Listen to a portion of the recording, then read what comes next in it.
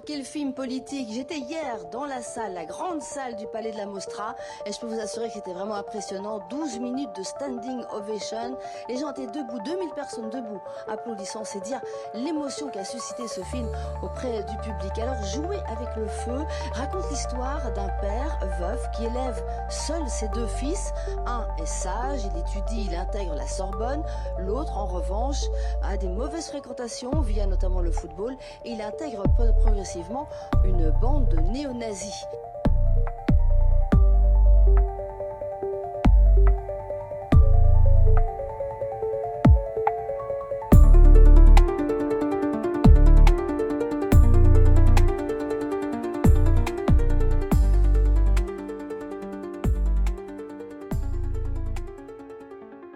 Le succès du dernier film des Sœurs Poulain est indéniable. Succès critique quasi unanime, succès public affirmé, et bien sûr Vincent Lindon qui décroche le prix d'interprétation masculine à la Mostra de Venise. Tout le monde kiffe ce film, comme prévu, j'ai envie de vous dire. Ce long métrage, c'est un énième drame social et familial comme le cinéma français en pond 75 par an. Le film, il raconte l'histoire de Pierre, un père veuf, interprété par Vincent Lindon donc, qui élève seul ses deux fils en Lorraine. Alors que le cadet Louis, et qui est Stéphane Crépon, réussit brillamment ses études, l'aîné Fous, joué par Benjamin Voisin, est en échec scolaire et professionnel. Ça c'est fait. Le problème, c'est qu'il se radicalise et bascule à l'extrême droite après avoir fréquenté des membres quelque peu douteux des ultras du FC Metz. Quelle catastrophe! Et pour le gardien belge du FC Metz, et pour les Grenats de manière générale. Le problème, c'est que son père est cheminot. Son père est un ancien syndicaliste, son père est un gauchiste. Il a tenté, bien sûr, de lui inculquer des valeurs complètement opposées, avec de l'humanisme, de la tolérance, de l'ouverture aux autres. Son petit frère, lui, il prépare les concours d'entrée à la Sorbonne et à Sciences Po. On sent déjà le turbo-macroniste en devenir. Ce choc des idées, il va plonger la famille dans une crise profonde, où l'amour filial il sera mis à rude épreuve. Car avant d'être un film politique, c'est avant tout un film sur la famille et sur l'amour. C'est en tout cas ce que prétendent les deux réalisatrices. Je savais qu'il tournait mal. Je pouvais pas lutter tout seul.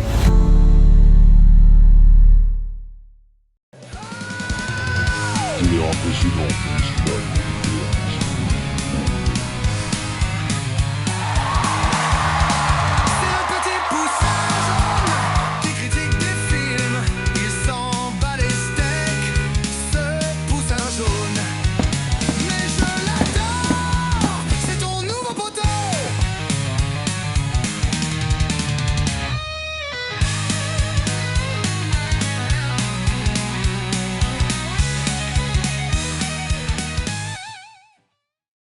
Vous avez sans doute remarqué que Vincent Lindon est apparu environ 200 fois en 3 minutes de vidéo.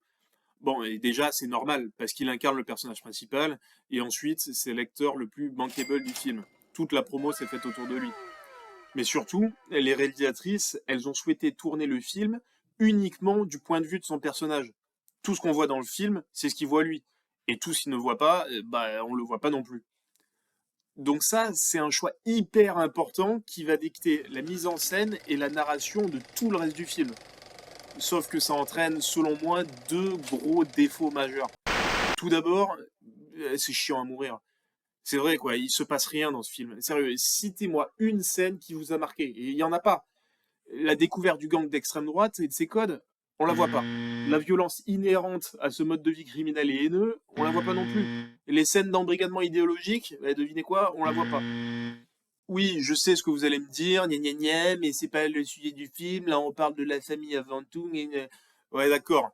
Se concentrer sur la décrépitude d'une famille, ça n'empêche pas d'explorer un monde qui a pourtant un énorme potentiel cinématographique. Regardez American History X par exemple. On passe du temps à nous montrer le malheur de cette famille. Le père décédé il y a plusieurs années, figure héroïque pour ses enfants, mais qui a pourtant planté chez eux les graines du racisme. La mère aussi impuissante que pathétique, qui passe tout le film à cracher ses poumons plutôt que de s'occuper de ses gosses. La petite amie toxique, qui pourtant m'excitait pas mal quand j'étais gosse. Les deux frères, avec des bonnes têtes d'ados, pleines de promesses, mais on le sait, qui finiront mal. Tout ça, cette visite au sein du quotidien d'une famille en faillite, ça nous empêche pas d'explorer le milieu criminel de l'un de ses membres. Match de basket, bagarre, soirées illégales de skinhead, meurtre, scènes d'amour passionnées dans les douches de la prison.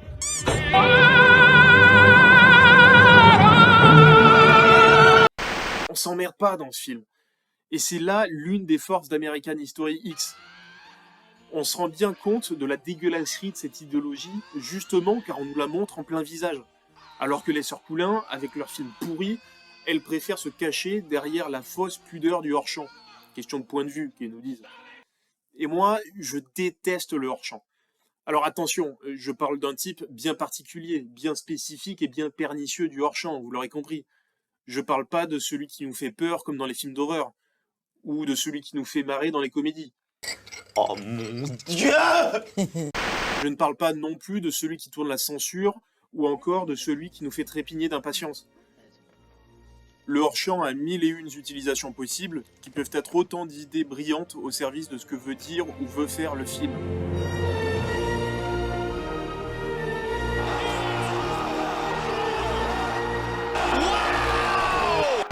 Mais l'une de ces utilisations est à mon sens exécrable. Le hors-champ que je hais, c'est celui qui masque la violence. Car oui, cette technique instaure de fait une distance avec le spectateur, là où la recherche d'émotion exigerait de la proximité. Surtout dans un drame social et familial comme Jouer avec le feu, avec des personnages qui nous ressemblent. Dans ce film, le hors-champ n'est pas seulement visuel, il est carrément narratif. Ce que j'appelle le hors-champ visuel, ce serait par exemple une scène de violence qui a bien lieu, mais dont les aspects les plus brutaux se déroulent hors des limites visuelles du cadre. Alors que ce que j'appelle le hors-champ narratif, ça s'apparente plus à une ellipse. Comme dans Jouer avec le feu, la scène de violence ne se déroule pas du tout, on l'occulte complètement du film, alors qu'elle devrait pourtant occuper une place centrale dans le questionnement du spectateur. Et vous vous souvenez de la question des réalisatrices ? L'amour est-il inconditionnel ? Peut-on, doit-on aimer notre propre fils même s'il commet l'irréparable ? Le hors-champ annule cette question morale pour le spectateur, car même si dans la diégèse du film, le personnage de Fous a bel et bien commis un crime impardonnable, eh bien à l'écran, d'après nos yeux et nos yeux uniquement, il n'a rien fait de mal, puisqu'on ne nous le montre pas cinématographiquement. En fait, le hors-champ dans ce film, c'est un genre de lâcheté, car il prive le public d'émotions, de violence, de choc, de surprise, de malaise, et toutes ces émotions fortes sont censées ensuite nourrir sa réflexion. Regardez ça par exemple. Quelle scène vous fait le plus ressentir la violence et la souffrance ?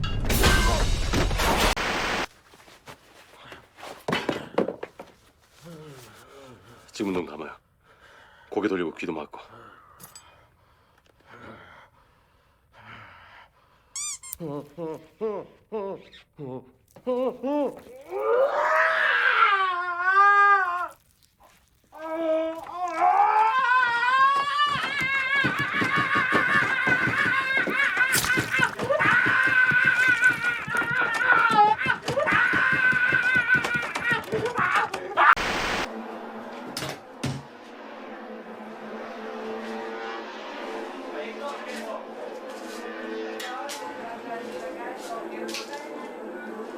Soll ich jemand was mitbringen?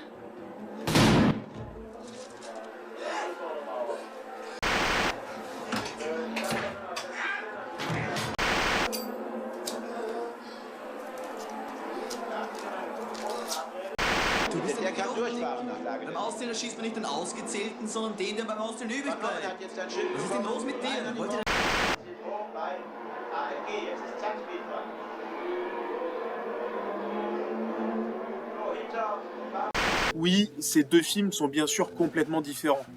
Mais mine de rien, ils posent quand même une question très similaire au spectateur et à son rapport à la violence qu'il a choisi lui-même de regarder. Mais ça vous fait quelque chose, vous, Funny Games ? Sérieux ? Un sentiment de culpabilité, peut-être ? Bien sûr que non. En plus, il arrive après des films bien plus choquants que ça, on va pas se mentir. Par contre, avec son jusqu'au boutisme, J'ai rencontré le diable est comme une malédiction pour quiconque a décidé de le regarder jusqu'à la fin. Personnellement, ça m'a fait remettre en question mon rôle en tant que spectateur face à toute cette violence. En fait, j'ai vraiment l'impression qu'un prof est rentré dans une salle de classe et a demandé à ses élèves « Faites-moi un film sur le rapport des spectateurs avec la violence ». Le petit Coréen, premier de la classe, a rendu une copie parfaite et appliquée avec J'ai rencontré le diable.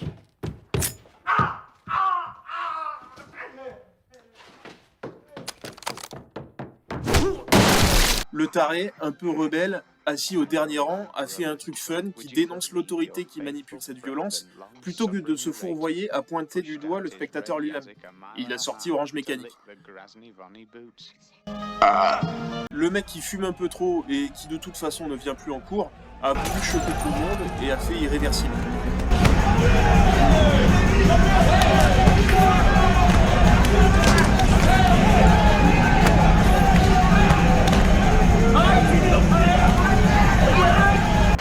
Et là, t'as le proviseur du collège, un boomer ultra ringard, qui a voulu s'essayer au concours, et il a pondu Funny Games. Le rapport du spectateur avec la violence n'est évidemment pas le sujet de Jouer avec le feu. Ça, c'était juste un petit aparté gratuit pour balancer une crotte de nez sur Funny Games.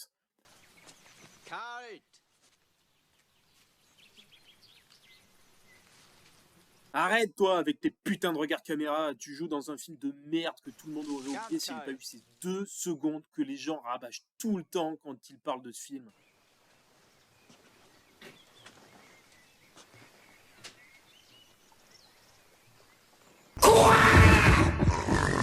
D'accord, bon, il n'y a pas le feu, cool. Mais c'était surtout pour vous illustrer que la violence n'a d'effet réel sur le spectateur que si elle lui est montrée clairement. Et ne me sortez pas le sempiternel argument du le hors-champ stimule l'imagination, parfois suggérer c'est mieux que montrer, gna gna gna. Non mais sérieux, en ce qui concerne la violence, je suis vraiment pas sûr. Et surtout pas dans un film où cette violence est censée remettre en question l'amour d'un père pour son fils. Ainsi, un peu de violence, pour une scène ou deux, aurait été la bienvenue dans Jouer avec le feu. Non pas pour satisfaire une quelconque pulsion ou curiosité malsaine, vous m'avez bien compris, mais plutôt qu'elle aurait permis de visualiser tout le mal dont est capable, mais surtout coupable, le personnage de Fous. Cela aurait fait germer chez le spectateur une certaine antipathie contre lui, et donc une vraie réflexion morale. Et là, on aurait réellement pu partager le désespoir du père. Car paradoxalement, en collant la caméra sur le père, cela nous soustrait à toute autre réalité, et on partage finalement assez peu ses tourments, ses angoisses, etc. On ne ressent pas son point de vue. C'est pour ça que je vous disais que ce hors-champ est complètement contre-productif. Dans Jouer avec le feu, toute réelle intimité avec les personnages nous est interdite. Car oui, les filmer en gros plan en train de cuisiner ou de regarder la télé, ce n'est que de la surface. Ça ne suffit pas à les comprendre vraiment en profondeur. Le hors-champ, là je devrais parler carrément de hors-film, est justifié par un pseudo-point de vue, mais nous prive finalement de toute immersion dans ce qui est pourtant l'élément problématique du film, c'est-à-dire la radicalisation de Fous dans un gang de néo-nazis. Et ça nous prive ensuite de la question morale essentielle, puis-je aimer un être ayant commis le pire? Voilà. Ouais, d'accord, ouais, très bien, je vois très bien, absolument. On peut intellectualiser la question, certes, mais on ne la ressent jamais par la mise en scène. Et cette radicalisation, ça nous amène à un deuxième problème de ce point de vue centré sur le personnage de Vincent Lindon. Le film est terriblement ringard. Sérieux, j'ai rien contre les sœurs Coulin, hein, mais j'ai deviné leur âge au visionnage du film, pas la peine d'aller voir leur fiche Wikipédia. Forcément, l'embrigadement de Fous, il est dû aux réseaux sociaux. On dirait Ségolène Royal qui veut censurer le Club Dorothée ou Jacques Cheminade qui voulait interdire les jeux vidéo. Je ne me calmerai pas. C'est incroyable quand même la capacité des anciennes générations à trouver des explications pourries pour expliquer le mal-être des nouvelles. Tu te demandes pourquoi il picole, l'espagnol? C'est pour essayer d'oublier des pignoufs comme vous. Les mangas, les jeux vidéo, les films, et aujourd'hui, avec ce film, c'est les réseaux sociaux et le foot. Car oui, on voit au début du film le personnage de Vincent Lindon stalker les réseaux sociaux de son fils, où il découvre des messages haineux, etc., etc. Bon, déjà, il faut m'expliquer comment un quinquagénaire fait pour retrouver les réseaux de son fils, enfin bref. Et ensuite, c'est marrant cette lubie contre les réseaux sociaux. Ce sont pourtant les mêmes personnes séniles qui passent leur temps de faire en BFM TV ou France Inter, qui ensuite nous disent de pas croire ce qu'on voit sur Internet. Et d'ailleurs, ces personnes-là sont les premières à avouer qu'elles n'y comprennent rien aux réseaux sociaux. Un peu comme les vieilles qui commentent avec émotion ces photos de merde générées par IA sur Facebook. Ah oui, et soyons honnêtes, cette radicalisation, oui, elle a une deuxième explication qui est proposée dans le film, c'est vrai. Fous a fait un BTS métallurgie. Voilà le drame. Quand je vous disais que ce film était ringard, pour un film de gauche, je le trouve quand même extrêmement élitiste et bourgeois. En gros, si t'as pas fait Sciences Po, tu vas devenir un facho. C'est un lieu où on croise les gens qui réussissent et les gens qui ne sont rien. Cet élitisme, voire cette déconnexion, On le remarque aussi car toute la dimension socio-économique de cette famille est écartée du film. Certes, le personnage principal est un cheminot, mais on entend rarement parler de ses problèmes d'argent ou de ses difficultés à élever 2 garçons seuls. Je possède des thunes, je suis à l'aise financièrement. Il est propriétaire de sa maison, de sa bagnole, d'une moto pour ses gosses, il peut louer un appartement à Paris pour son fils, se payer une chambre d'hôtel en centre-ville pendant le procès. À part son métier de cheminot, rien ne nous fait penser à une famille de prolos. Pourtant, et il faut l'avouer, elles avaient vu juste les réalisatrices en prenant un fils de classe populaire qui bascule à l'extrême droite. Or, elles ne parviennent pas à comprendre pourquoi.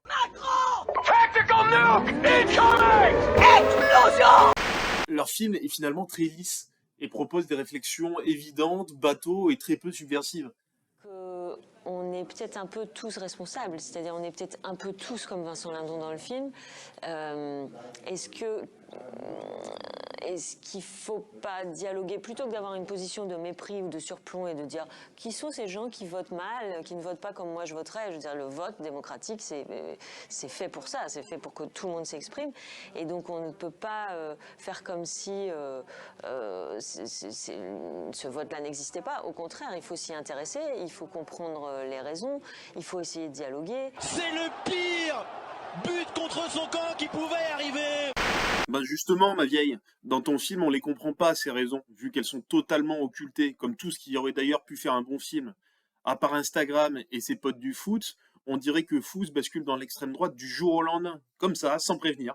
Il n'y a aucune mention qui est faite de ce que dénoncent réellement les membres de l'extrême droite. Le déclassement social, l'immigration, l'insécurité, la méfiance envers les politiciens. Aucun de ces thèmes n'est montré à l'écran. Un film ne justifie pas forcément ce qu'il choisit de montrer. Pour reprendre l'exemple d'American History X, dès la scène d'ouverture, on nous fait bien comprendre ça. On nous explique les croyances du personnage, sans pour autant les pardonner ni les justifier. Si le personnage principal pense son idéologie fondée en raison de son histoire personnelle ou du contexte social, le film n'est jamais complaisant avec lui, et nous montre bien qu'il mélange ses pensées pour aboutir sur un racisme primaire. En ayant peur d'aborder ces sujets, les réalisatrices, elles passent complètement à côté de leur film. On remarque ça avec les dialogues d'ailleurs. On dirait qu'ils ont été écrits par une personne qui n'ose pas écrire de l'extrême droite, justement. Comme si les scénaristes avaient peur de se mouiller les mains avec le personnage de Fous. Et le résultat, il est parfois vraiment gênant. Je crois rien. Bah c'est ça, tu vois le problème. Tu crois en rien. T'obéis, tu fais comme tout le monde. Je fais peut-être comme tout le monde, mais je traîne pas avec des racistes. Mais ils sont pas racistes, pas plus que toi et moi. Non, ils sont pas racistes. Ils sont juste contre les immigrés, mais à part ça, ils sont pas racistes. Non mais ceux qui sont déjà là, y a pas de problème tant qu'ils restent calmes. D'accord? Mes potes à moi, ils sont comme nous. Ils sont carrés, ils sont droits, ils sont propres sur eux. Enfin, cette ringardise, on la trouve aussi dans la représentation de l'extrême droite. Je vais prendre un exemple, la scène du combat de MMA. Parce que ouais, le MMA aussi, évidemment, est constitué par les vieux. We kick them all out, you'll have nothing to watch but football and mixed martial arts, which are not the arts. Et ferme ta gueule, seul. Il y a quoi de crédible dans cette scène? Les sœurs Poulain nous sortent ici la carte du Fight Club. Bon, déjà, le padré, il entre dans le Fight Club sans aucun problème, sans aucun filtre, sans aucune sécurité. Ensuite, ça se passe en plein jour. En plein jour. Et c'est le gang le plus débile de Lorraine, c'est pas possible. Et ensuite, les deux gars qui se battent, c'est bon, personne n'y croira. Pas la peine d'être un expert pour voir que c'est complètement fake. Who the fuck is that guy? D'ailleurs, la violence, on la ressent pas du tout à l'écran. Ce combat ne choquera personne.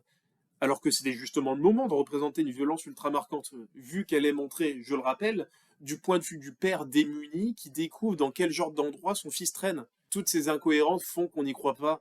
On est loin de la violence décomplexée du Cots.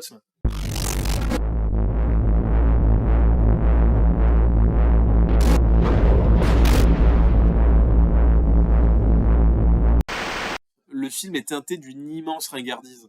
En fin de compte, je me suis demandé si je voyais la réalité telle que la vivaient vraiment les personnages, ou bien la perception faussée d'un père has-been et démuni. Entre les dialogues surréalistes de Fous, la représentation niaise du Fight Club, ou encore la croyance réelle que les réseaux sociaux ont quelque chose à voir là-dedans, je me pose vraiment des questions sur cette perception de la réalité. En vrai, en étant aussi ringardes, les sœurs Poulain ont réussi brillamment, mais aussi, je crois, involontairement, à filmer ce fossé qui sépare nos générations. Et pour finir, il faut préciser que ce film est très condescendant avec la jeunesse, tant Fous est montré comme un débile mental incapable de penser par lui-même. Je suis spécial! Et pourtant, il y a certains critiques qui vont trouver ce film bouleversant. N'est-ce pas, Vincent? En fait, là, cette année, j'ai compté, il y a eu, entre des actrices et des acteurs, il y a eu 12 personnes magistrales. Un magistral par mois, c'est quand même des rires et des larmes, bouleversant. Un coup de cœur comme vous n'en avez jamais eu. Tu te dis, mais il y a que des chefs-d'œuvre, en fait. Non, je pense que c'est tragique. Et je pense que les gens en ont marre de tout ça. C'est très triste, en fait. Et je trouve ça presque insultant pour le public. Bah ouais, je suis pas content, Vincent. Car ce film, en plus d'être mauvais, il est inutile. D'un point de vue esthétique, il n'y a rien à en tirer. Jamais on ne s'ébahit devant ses plans, ses costumes, sa photographie ou ses décors. C'est un film plat, fade et insipide. Et au niveau du fond, pour la partie politique, il est lisse, il est poussif, il est ringard. Et pour la partie familiale, il est tout simplement mal écrit et mal filmé. C'est nul! Dans cette vidéo, j'ai beaucoup parlé de la représentation de la violence, alors même que le film n'en comporte quasiment aucune. Eh bien justement, car je trouve cet aspect symptomatique de ce genre de production banale et sans ambition. Des cinéastes ont la prétention de s'emparer de sujets sulfureux comme celui-là, tout en édulcorant la violence qui lui est intrinsèquement liée. C'est la signature d'un film mou, inachevé et qui se contente de rester en surface, tout en profitant de l'exposition médiatique offerte par un sujet aussi polémique. Je suis allé voir ce film en avant-première, donc je me suis déplacé, j'ai réservé ma soirée, j'ai écouté avec attention, comme un bon élève, l'équipe du film avant la projection, et j'en suis ressorti énervé d'avoir perdu mon temps. Vous écoutez ce que je raconte là ou je suis en train de pisser sur un violon là? Y a pas moyen que ça continue, vous voulez me torturer ou quoi? Bon, on va se calmer 2 minutes. Et je tiens à faire une petite aparté pour nuancer mes propos et clarifier quelques points.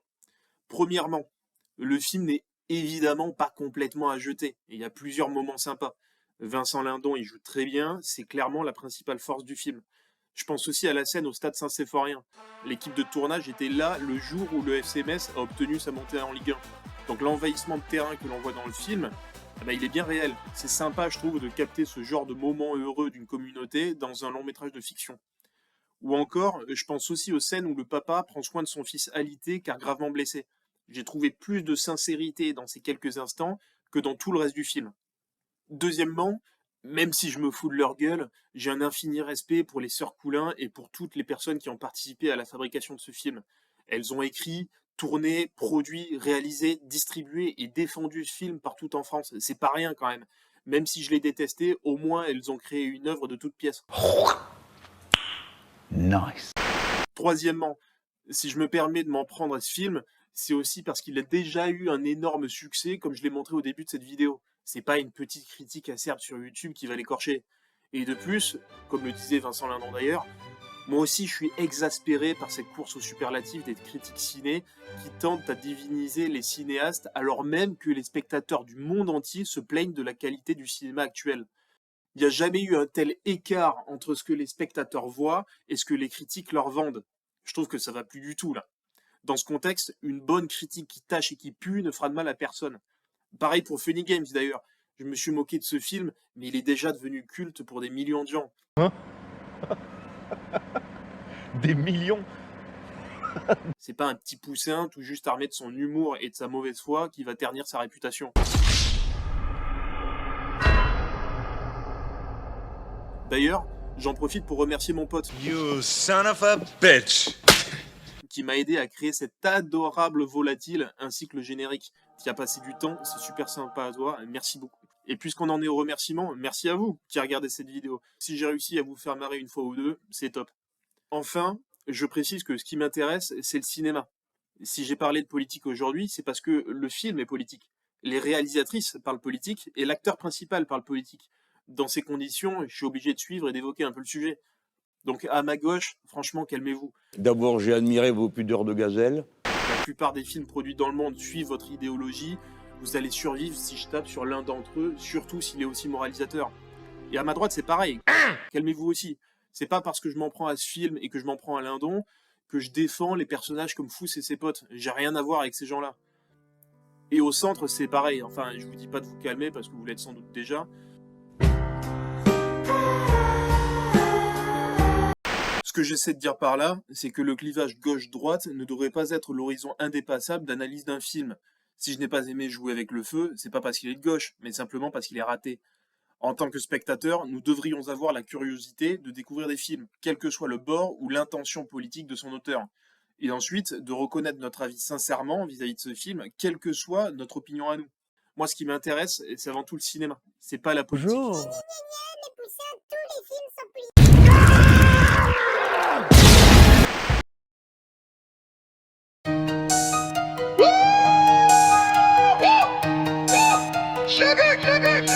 C'est le petit poussin jaune, le mignon poussin jaune. Pouloulou, pouloulou. C'est le petit poussin jaune, le mignon poussin jaune. Pouloulou, pouloulou. Son fat de crâne là, on dirait le boule à ta daronne. Insolent comme les chicots à des champs. Je suis accro à sa petite tête de tueur. La vérité, ce gars-là me fout la trique. Heureusement pour toi mon coquin,